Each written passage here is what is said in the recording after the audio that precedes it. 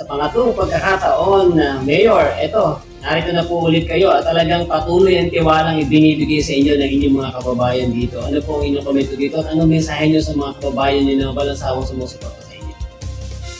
Una sa lahat, kagaya ko ng aking nasabi, kanina umaga sa flag raising ceremony, sinabi ko po na tapos na ang eleksyon.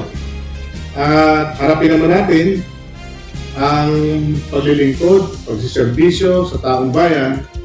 Ganun din ho, ang pagsusulong ng mga proyekto, ng mga pagawaing bayan.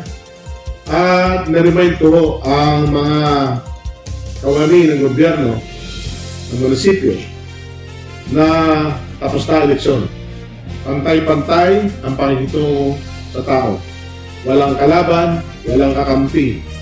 Lahat po ay mamamayan ng Santa Teresita at lahat sila ay dapat paglingkuran ng matino ng ating pong mga kawani ng gobyerno ng Santa Teresita.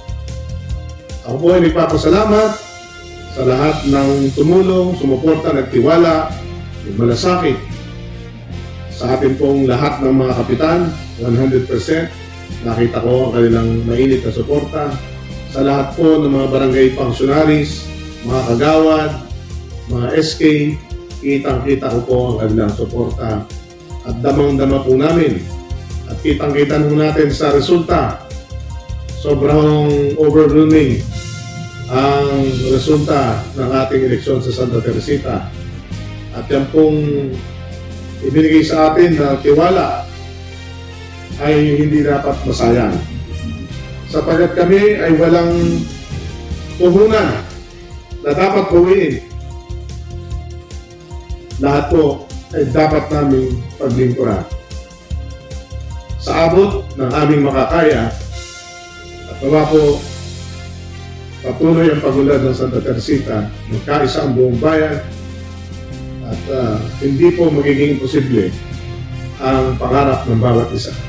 Ako po ay muling nagpupugay at ipapasalamat sa aking mga kababayan sa makasaysayan na pagtitiwala ang ipinabot ninyo sa amin. Maraming salamat po sa inyo lahat.